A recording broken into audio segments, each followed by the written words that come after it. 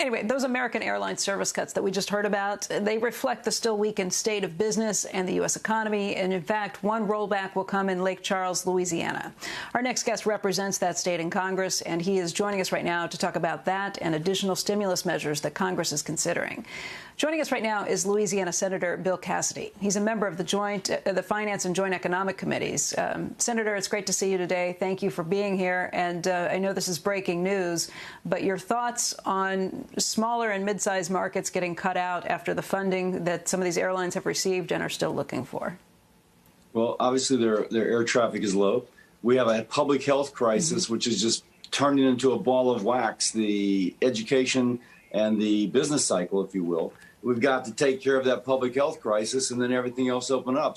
Lake Charles is going to have a booming economy. There's about $20 billion in announced construction projects taking place right there. But obviously, if folks are worried about travel, they're not going to travel. Yeah. Your state is one of the ones that's been hit hard by COVID, and I think every state has. But I think Moody's has said that Louisiana is facing a 46% decline in revenue from fiscal 2020 to fiscal 2021. How do you handle that? What needs to happen? Yeah, so if you look across the nation, Moody's said there's going to be a $500 billion shortfall nationwide between state and local government this year plus next fiscal year. And although many states over the Trump years tanked up their rainy day funds, they've exhausted those now. One thing I proposed, and it's a bipartisan, bicameral piece of legislation, is a $500 billion federal help to state and local government. Not free money. You got to show that you've actually been hurt in this process, but most have been. But if we do that, we allow them to continue to employ those essential workers, police officers, firefighters, sanitation workers, airport people, for example. We allow those to continue to be employed as we kind of try and get the economy through this rough patch. You mentioned that what you're talking about is bipartisan and bicameral, and I know you've teamed up, and those are the types of things that used to pass, but nothing much seems to be passing bipartisan these days. There's talk of a skinny bill that the Republicans, your party, is backing at this point. I don't believe state and local governments are part of that plan. How hopeful are you? How likely do you think it is that the state and local funds actually get passed? I think at some point that it does get passed. I just say that because Republicans don't want to defund the police.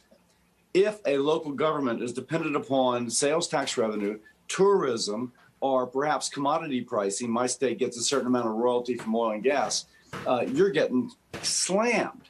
Now, think of other states that will be getting slammed as well. So I do think this is something whose idea will gradually grow upon folks. On the other hand, to your broader point, how do we get something through? It's time to kind of put politics as usual to the side and focus upon that which is essential, bipartisan, and achievable. I have several bills which are bipartisan and achievable. State and local aid, more money for testing, a better strategy for testing. I could go on. If we focus on that, putting politics as usual aside, I'm hopeful that we can pass something. We need to pass something. How likely do you think it is that politics as usual gets put aside 75 days before an election? If I speak to a governor, if I speak to a secretary of health of a state, I'm saying call your senator, call your representatives. We need to get something passed. It's going to take a little bit of an organic sort of kind of swell up to make this different. Because again, if you look at the HEROES Act, whatever you think of it, lots of good things in there, but a lot of it did not pertain to COVID. A lot of it had never been heard in committee hearings. Now, on the Republican side, there needs to be some plus up. And frankly, I think the administration has signaled their willingness to plus up some things. If we focus on that which is essential and that which is bipartisan and that which pertains to COVID, I actually think we can pass something. It's just the extraneous stuff which drags us down.